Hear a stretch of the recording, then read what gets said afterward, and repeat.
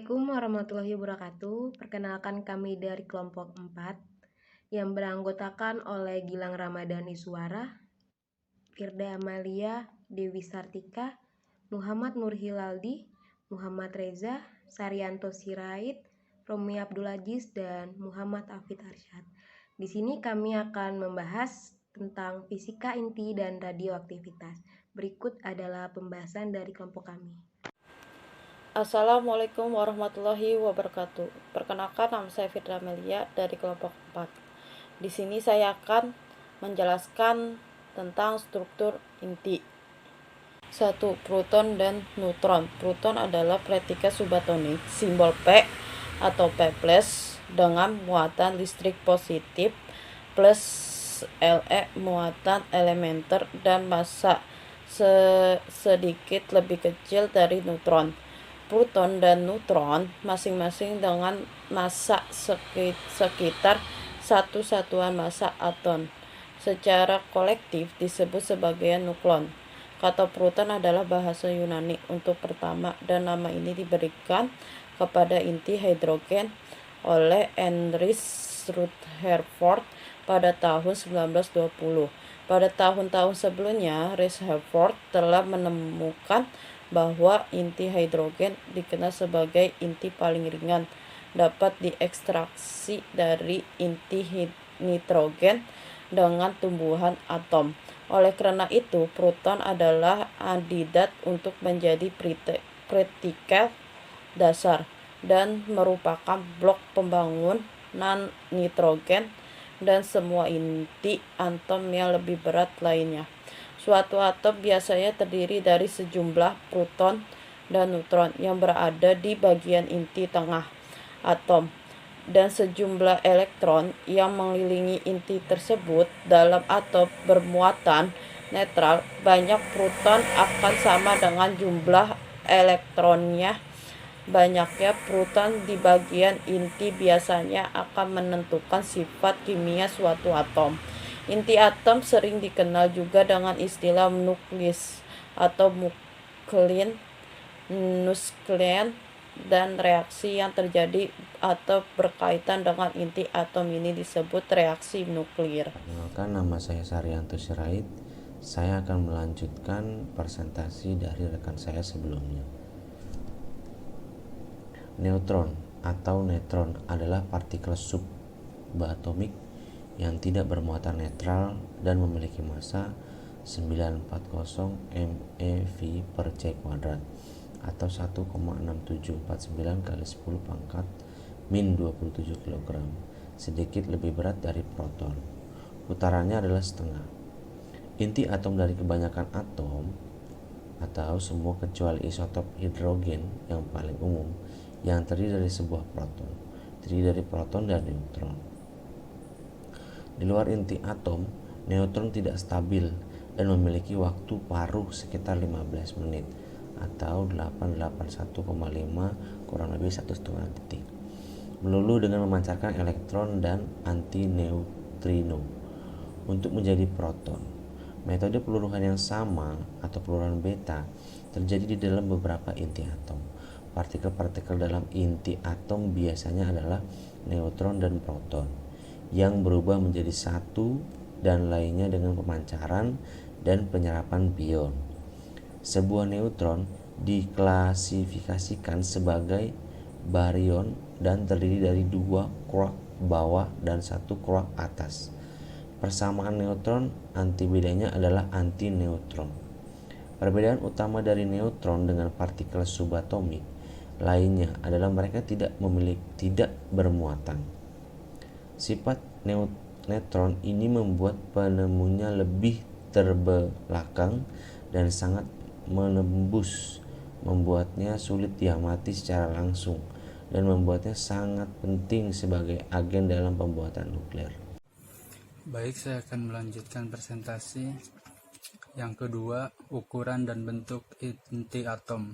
Pada eksperimen yang telah dilakukan oleh Rutherford yang disebut hamburan Rutherford membuktikan bahwa inti memiliki ukuran dan bentuk. Dalam inti atom tersusun atas proton dan neutron yang biasa disebut nukleon. volume inti yang terdiri dari proton dan neutron ini dipengaruhi oleh kerapatan yang menyebabkan bentuk inti berbeda-beda. Perbedaan yang terjadi ini dipengaruhi oleh ketergantungan kerapatan inti atom pada jarak radial ke pusat yang terjadi karena adanya gaya tarik-menarik antar proton, elektron maupun proton-neutron. Banyak inti atom berbentuk agak bulat, oleh karena itu dalam sebuah inti atom memiliki jari-jari rata-rata yang bergantung pada massa, jumlah proton, dan neutron. Namun, pada rapat inti atom sepertinya tak bergantung pada nomor massa A, karena inti atom yang sangat ringan memiliki kerapatan yang kurang lebih sama seperti inti atom yang sangat berat. Dengan kata lain, pada inti atom, jumlah proton dan neutron tiap satuan volume kurang lebih tak berubah.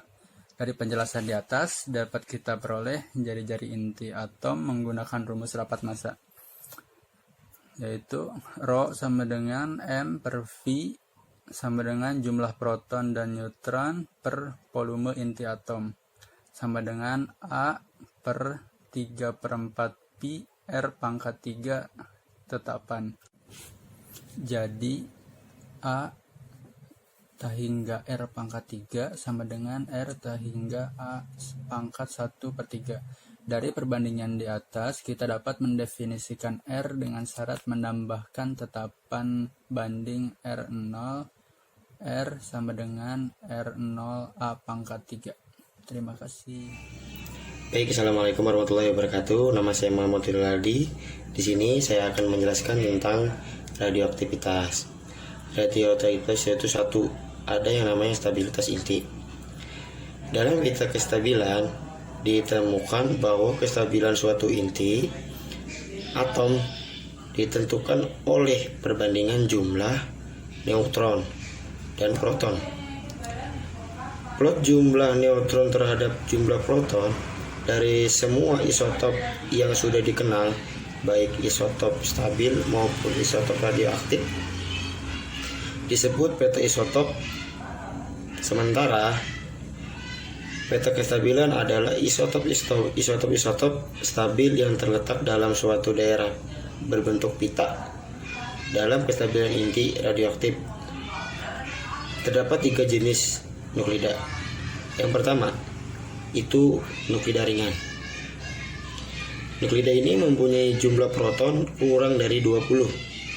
Nuklida ini tidak stabil jika perbandingan neutron dan protonnya sama dengan N dibanding P sama dengan 1:1. Contohnya 5B10, 7N14, dan juga 10Ne20. Yang kedua, itu ada nuklida sedang. Nuklida ini mempunyai jumlah proton antara 20 sampai 83. Maka inti beratnya dengan syarat 1 kurang dari 6/4 kurang dari 1,6, atau 6/4 kurang dari 1 serta N banding P lebih dari 1,6. Contohnya 45 RH 103 dan 83 BI 209. Yang ketiga itu ada nuklida berat. Nuklida ini dimulai pada unsur yang punya nomor atom atau proton dari 84 hingga seterusnya. Unsur dalam kategori nuklida berat seluruhnya tidak ada yang stabil sehingga radioaktif. Contohnya seluruh deret anti-aktinida dan sebagian deret lantamida bersifat nuklida berat. Baik, pembahasan selanjutnya akan dilanjutkan oleh teman saya. Assalamualaikum warahmatullahi wabarakatuh. Baik, saya akan melanjutkan dari yang sebelumnya, yaitu nomor 2, waktu paruh. Semua benda di bumi bisa membusuk, baik buah-buahan dan sayur-sayuran akan membusuk dalam beberapa hari. Logam seperti besi dan seng juga membusuk atau biasa disebut dengan berkarat. Unsur radioaktif juga dapat membusuk dengan cara meluruh. Dalam beberapa waktu unsur radioaktif akan kehilangan setengah dari massa dan juga hanya memancarkan setengah dari radiasinya. Waktu tersebut disebut dengan waktu paruh. Waktu paruh dapat disimpulkan sebagai umur zat radioaktif untuk berkurang setengahnya. Hubungan antara waktu paruh dengan tatapan peluruhan dapat ditentukan dari persamaan sebagai berikut. Ln N per NO sama dengan ln E pangkat min lambda T. Ln sama dengan 1/2 NO per NO sama dengan ln E pangkat lambda T 1/2 sama dengan ln 1/2 sama dengan min lambda T 1/2 sama dengan L min ln 2 sama dengan min lambda T 1/2 sama dengan T 1/2 sama dengan ln per lambda atau T 1/2 sama dengan 0,693 per lambda, di mana T 1/2 sama dengan paruh waktu, lambda sama dengan waktu peluruhan.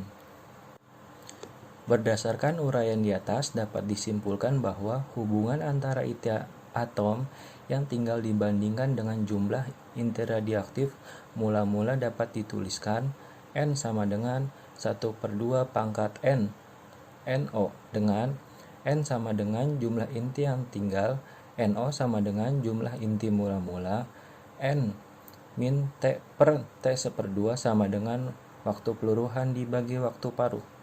Variasi waktu paruh. Radioisotop yang berbeda dapat sangat bervariasi dalam tingkat peluruhan mereka. Itu karena mereka berbeda dalam cara membuat stabil inti mereka. Semakin tidak stabil inti, semakin cepat mereka memecah. Unsur isotop uranium 238 waktu paruhnya 4,47 miliar tahun, potasium 40 1,28 miliar tahun, karbon 14 5.700 tahun, hidrogen 12,3 tahun, radon 222 3,82 hari, polonium 214 0,00016 detik. Saya akan melanjutkan presentasi dari teman saya, yaitu C. Reaksi inti. 1. Hukum kekekalan reaksi inti. Ketika terjadi suatu reaksi inti atau termasuk proses peluruhan radioaktif, hukum-hukum kekekalan apa saja yang berlaku? Inilah hukum-hukum kekekalan terjadi dalam suatu reaksi inti. 1. Kekekalan muatan. Dalam tiap tipe reaksi ini, muatan total sebelum reaksi adalah sama dengan muatan total sesudah reaksi, karena muatan inti ditentukan oleh proton atau dinyatakan oleh nomor atom Z. Maka hukum kekekalan ini dapat dituliskan secara matematis sebagai Z1 ditambah Z2 sama dengan Z3 ditambah Z4, dengan Z1 dan Z2 adalah muatan yang dimiliki inti-inti sebelum reaksi, sedangkan Z3 dan Z4 adalah muatan-muatan inti sesudahnya. 2. Kekekalan nomor massa. Berdasarkan hukum ini, jumlah nukleon sebelum dan sesudah tumbukan harus sama. Dalam rumusan matematis dapat dituliskan sebagai A1 ditambah A2 sama dengan A3 ditambah A4. 3. Kekekalan energi. Energi dalam suatu reaksi inti pada umumnya ataupun peluruhan radioaktif adalah kekal.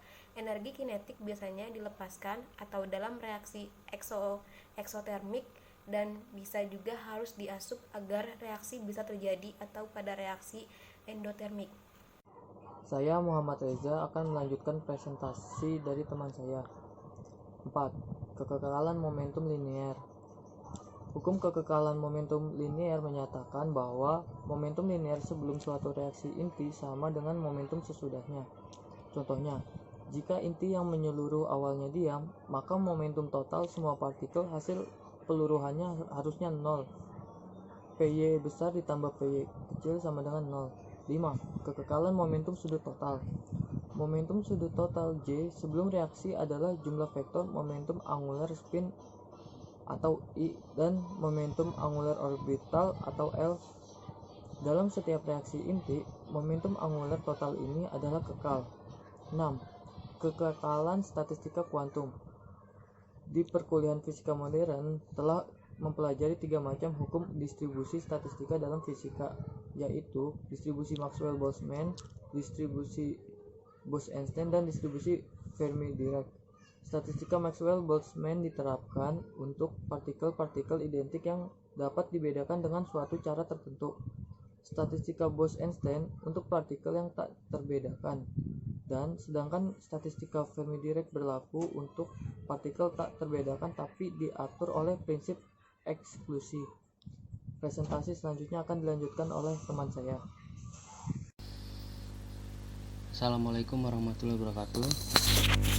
Nama saya Gilang Ramadhani Suara, NPM 202044500075. Baik, saya akan melanjutkan presentasi dari rekan saya sebelumnya. Reaksi fisi. Reaksi fisi yaitu reaksi pembelahan inti atom berat menjadi dua inti atom lain yang lebih ringan dengan disertai timbulnya energi yang sangat besar. Misalnya, inti atom uranium-235 ditembak dengan neutron sehingga terbelah menjadi inti atom Xe235 dan Sr94, disertai dengan timbulnya dua neutron yang memiliki energi tinggi.